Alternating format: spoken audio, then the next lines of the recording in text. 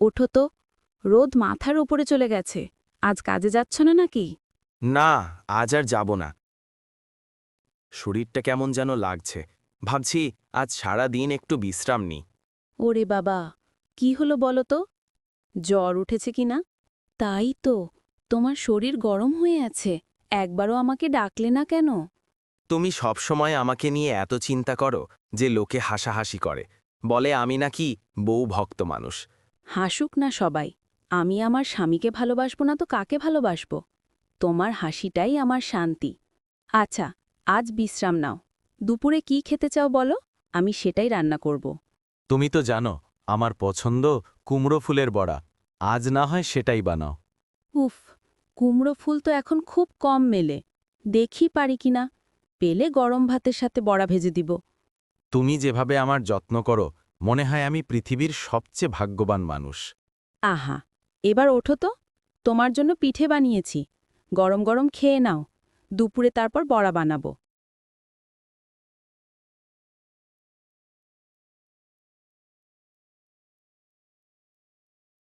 এই মায়া, দুপুরবেলায় রাস্তা দিয়ে কোথায় যাচ্ছ? তোমার অলস স্বামীটা তো কিছুই করে না, তাই না? তোমার এমন বউ হয়ে দুঃখ লাগে না? চাচা, আপনি আগে থেকেই এসব বাজে কথা বলেন।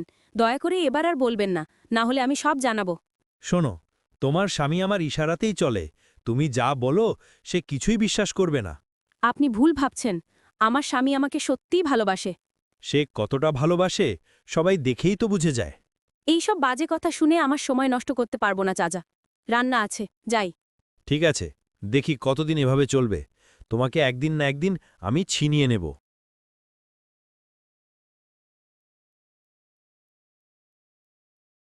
ওরে, এক সপ্তাহ হয়ে গেল তোর দেখা নাই।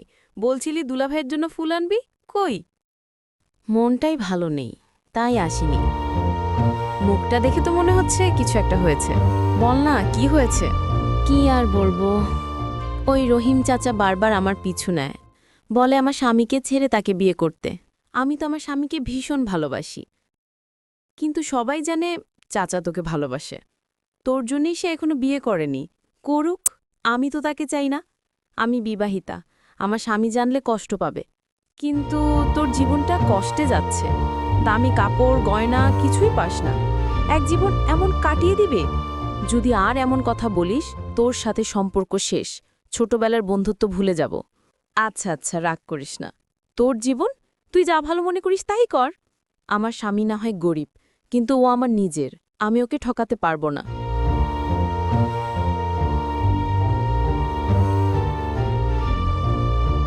করিম, কিছুতেই ওকে পেতে পারছি না। আজও বুঝালাম, রাজি হলো না। আরে চাচা, এত কষ্ট কেন নিচ্ছেন?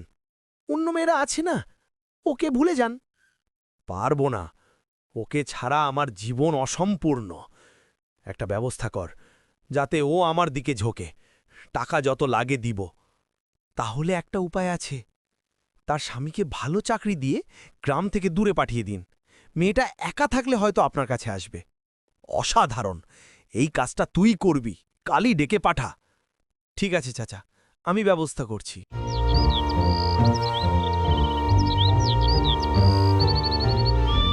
করিম ভাই, এমন তাড়াতাড়ি ডাকলেন কেন? কোনো ব্যাপার আছে নাকি?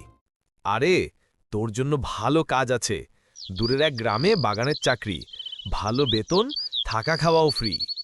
ভালো খবর তো। কিন্তু মায়া একা থাকবে কেমন করে? আরে, ও কি বুঝিয়ে বলিস, সংসারের ভালোই তো হবে। ঠিক আছে, আগে ওর সাথে কথা বলি।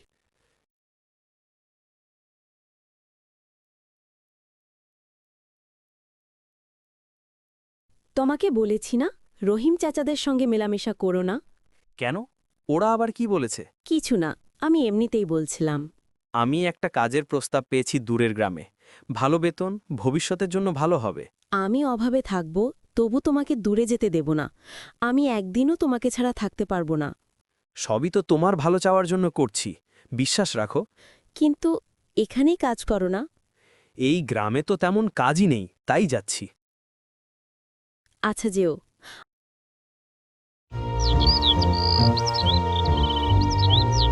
আমি উঠোনে কুমড়ো গাছ লাগাচ্ছি, যখন ফুল ফুটবে তোমার জন্যই রাখব।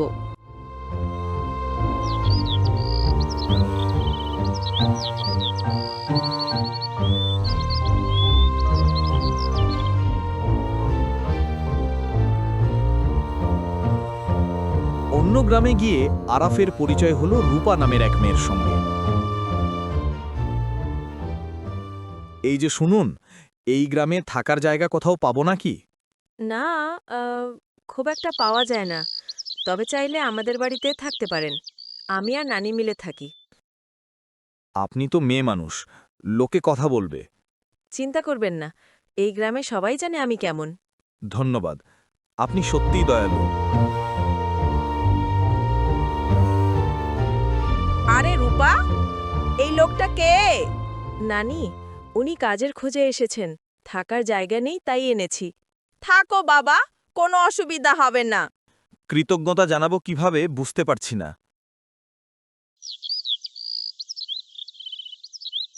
কে বলেছে আপনি সুন্দর নন? আপনি খুবই ভালো মানুষ। থাক, প্রশংসা না করে হাত মুখ ধুয়ে আসুন।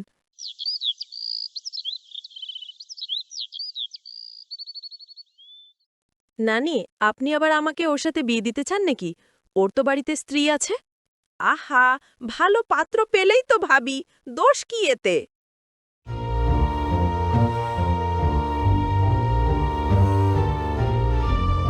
মায়া, দেখো রহিম চাচা তোমার জন্য কি পাঠিয়েছে। কি ব্যাপার, এত দামি শাড়ি গয়না কেন পাঠিয়েছে? এসব আমি নিতে পারবো না। নিজের ভালো চাও তো রাজি হয়ে যাও, তোমার স্বামী আর ফিরবে না, যারা যায় তারা ফিরে আসে না। আমি ওর উপর ভরসা রাখি, সে ফিরবেই। তাই না হয় শাড়িগুলো রাখো। না, নিয়ে যান। আপনার চাচার ইচ্ছা কখনোই পূরণ হবে না।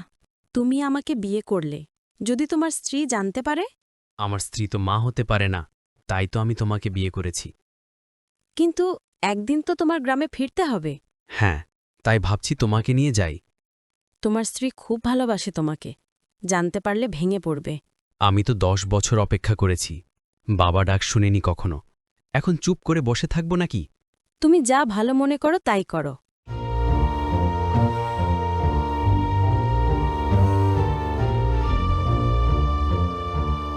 মায়া, দেখো আমি ফিরে এসেছি। আমি জানতাম তুমি ফিরবে। এসো, এসো। কিন্তু উনি কে? ও আমার দ্বিতীয় স্ত্রী, এখন থেকে তোমরা একসাথে থাকবে। এটা তুমি কি করলে? আমি তো তোমাকে সব দিয়েছি। আমি আর এই সংসারে থাকব না।